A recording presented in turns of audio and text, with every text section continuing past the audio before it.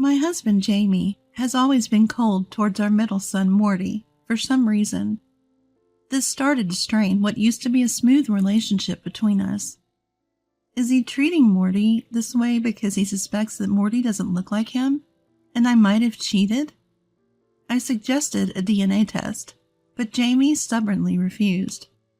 Suspecting something was off, I took the liberty of getting a DNA test done on Morty myself. What I found out was beyond belief. My name is Mia. I'm 35 years old. I work full-time to support our family. Jamie and I will soon be celebrating our 10th wedding anniversary. We hit it off at a party, and things went smoothly to marriage. We have 3 kids. Our eldest son, Mark, our middle son, Morty, and our youngest, Lucia. Jamie has always been thrilled whenever I was pregnant. When he found out Lucia was going to be a girl, he was so happy he even teared up. Though raising 3 kids takes a toll both physically and financially, I feel incredibly blessed to be surrounded by such wonderful children. All of this joy, I owe it to my kids who have grown up so well. I wish I could say I couldn't ask for more, but there's one thing that bothers me. Jamie's attitude towards Morty. He's a wonderful father to Mark and Lucia, but for some reason, he's always cold to Morty. Just recently, this happened. We went to the park as a family of 5, but Jamie would only play with Mark and Lucia.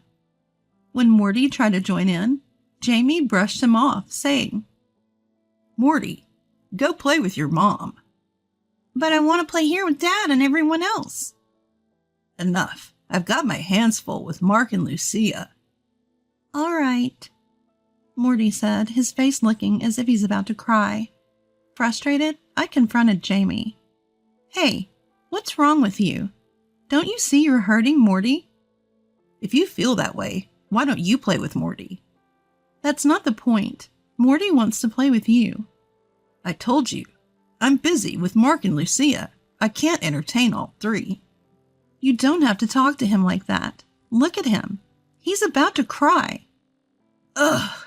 Can you stop nagging? Look, he's not my son. Keep him away from me." "What do you mean, not your son? That's outrageous. Morty is also the child I gave birth to. Why are you so cold?"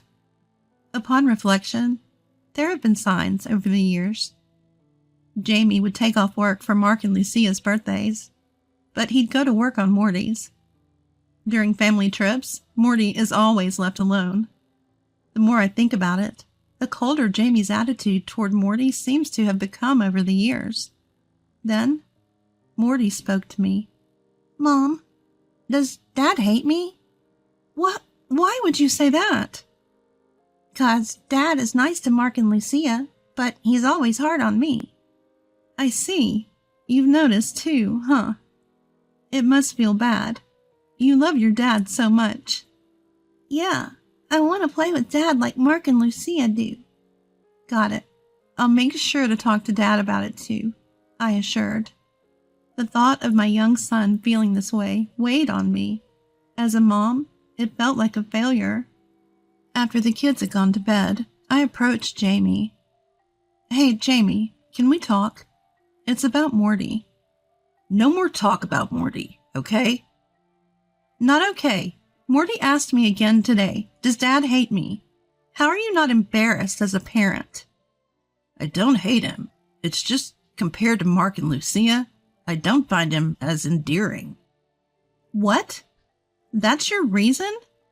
They're all our beautiful children." "You wouldn't understand. Just leave Morty's issues to you. Don't involve me anymore." Jamie stormed out, slamming the door behind him. Alone in the room, tears welled up in my eyes. Why? How could he say such hurtful things? Morty is a good kid too. What makes him different from Mark and Lucia? Nothing changed in Jamie's behavior, no matter how many times I talked to him about Morty.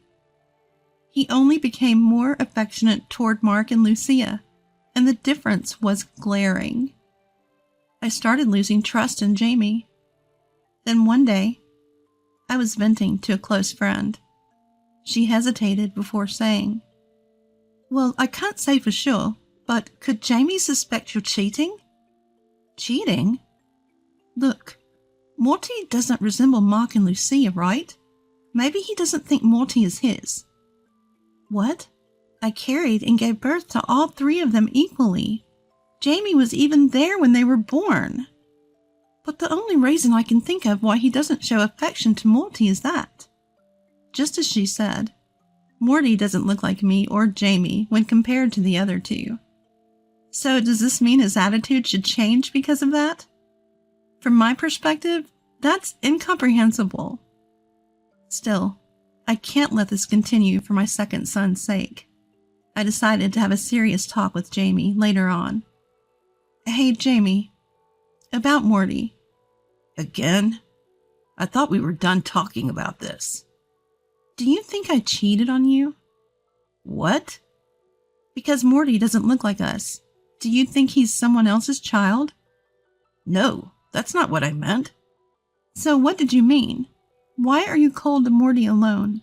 It doesn't make any sense." "There's no deeper meaning." "That's enough. No deeper meaning? Do you realize how much Morty's hurting because of your whims? Act responsibly. You're his father." After I said that forcefully, Jamie just looked down and went silent. The conversation wasn't going anywhere. I decided to resort to my final option. "Fine. If that's the case, let's go get a DNA test." "What? What are you talking about?" "Well, you keep saying things like, 'He's not my son,' or 'Keep him away.' Morty's suffering because of it." "A DNA test is going overboard." "Then what? What should we do? Are you going to keep acting this way until we prove Morty is our biological child?" "Well, It's settled then. I'll take care of the DNA test." As I was about to leave the room, Jamie shouted, "Wait!" from behind me. He grabbed my arm tightly and said in a low voice, "Listen, never do that DNA test."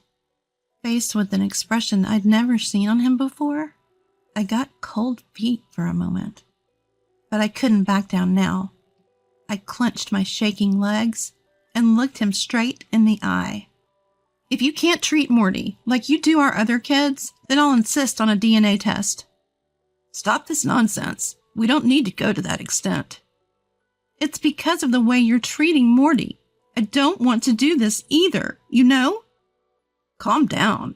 There's no point in doing that." "Enough. I can't stand seeing Morty so sad anymore. If I don't see any change in your attitude, I'll go ahead with the test." I shook off his grip and stormed out of the room. Whether it was my warning or not, Jamie started talking more to Morty. Gradually, Morty began to smile more, and I felt relieved. Then one day, all 5 of us went out for dinner. As everyone was deciding on their meals, Morty spoke up. Hey, what are you going to have, Dad?" "Oh, I guess I'll go with a hamburger." "Then I'll have a hamburger too." "What?" "I actually like the same foods as you, Dad. I just never said it before." As Morty grinned, I couldn't help but smile too. But Jamie had a different reaction. "Why would we like the same things? You're not even my kid." Jamie's harsh words made Morty flinch. "What? Dad?" "Don't call me Dad. Just stop it." "Why? Did I do something?" "I'm going home first. Mia, take care of the kids." James quietly left the table and walked out of the restaurant.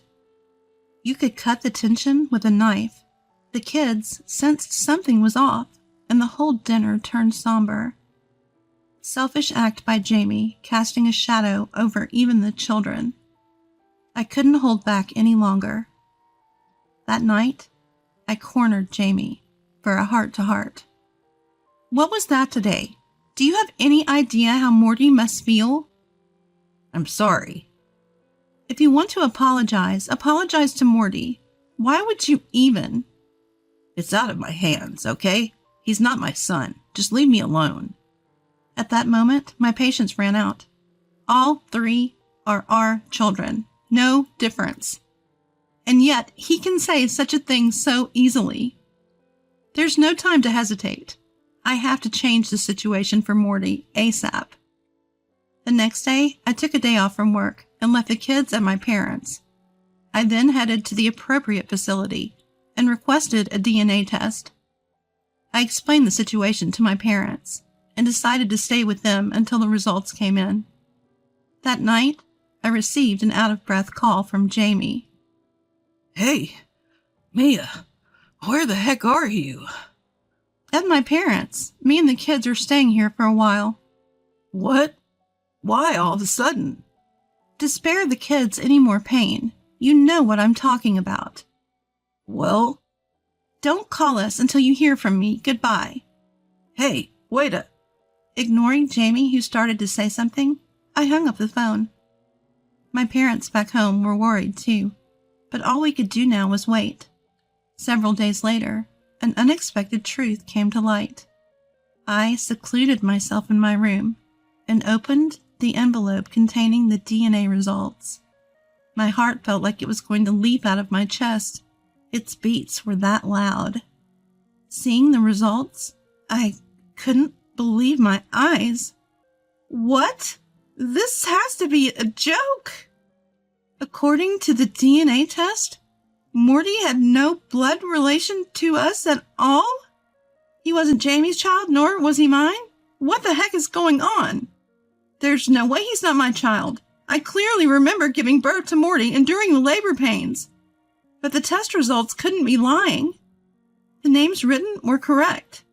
In my shock, my mind went blank. I decided to leave the kids with my parents and head back to confront Jamie. I handed him the test results and interrogated him without mercy.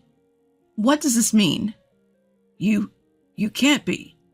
These are the DNA test results you've been refusing. Explain. You know something, don't you? Well, My husband fell silent, his eyes darting around evasively. At that last moment, I was incredibly angry at him for not facing the truth. That's enough.